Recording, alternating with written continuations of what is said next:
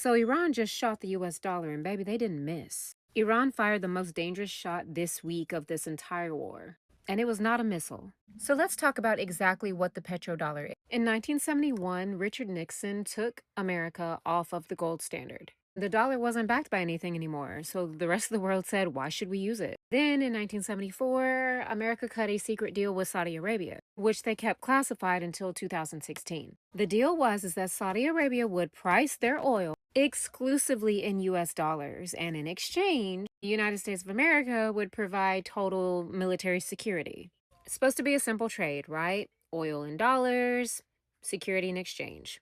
OPEC followed, and just like that, every country in the world that needed oil, which is every country, had to buy US dollars first. So because oil, the world's most traded commodity, has to be bought in US dollars, every country that imports energy must first acquire US dollars. And every central bank holds dollar reserves for this specific reason. And that has been true for 52 years. That's why America can print money, run up debt, fund its own military operations and projects, and still claim to be the most powerful country in the world. Not because America is the biggest, and not because of anything other than the fact that America owns the checkout counter that every other country has to pass through.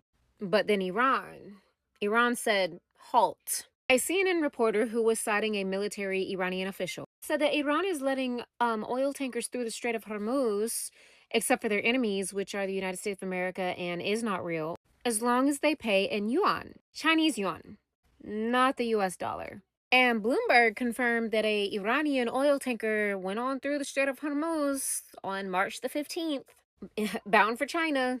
So China, India, Turkey, they can all pass through the Strait of Hormuz, but the USA and is not real cannot. And here's why this is the most dangerous thing that Iran has done, even more dangerous than closing the Strait of Hormuz straight up. So international buyers are now faced with a choice. They either comply with US financial regulations and face a catastrophic energy shortage, or they embrace the yuan and secure safe passage through the Strait of Hormuz.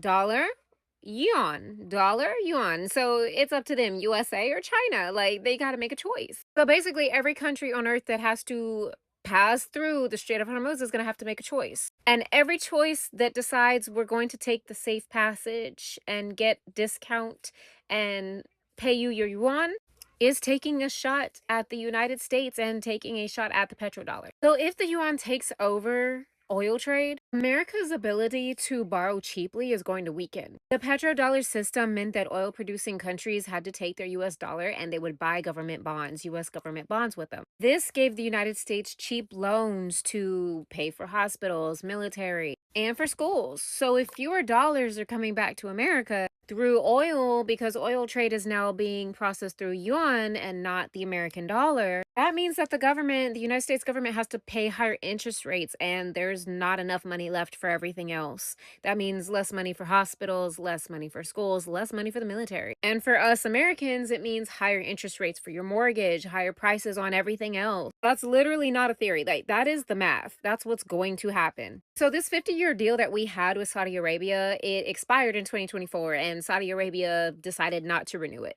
Saudi Arabia now said that they would accept the yuan, they would accept the euro, and online money for oil. They would rather take digital money, yuan, and the euro than take the US American dollar. So Saudi Arabia, America's original petrodollar partner, already walked away from the exclusive dollar deal in 2024. No big announcement, no press conference, just quietly said, you know what? We're good. And then Iran closed the Strait of Hormuz. And then Iran also said, you know what?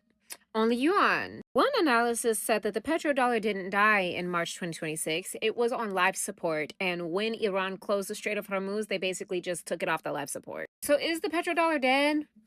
I mean, it's getting there. But this change isn't going to happen all at once. It's going to happen with every tanker that gets let through with exchange of yuan. It's going to happen with every yuan that they pay. Every country that chooses the safety discount over the war premium of the American US dollar. The United States of America spent 52 years making sure that every country needed its dollar to purchase oil. And Iran basically just showed the entire world that there is another checkout counter, not just the US. Y'all don't have to go to that window. Y'all can come over here and check out.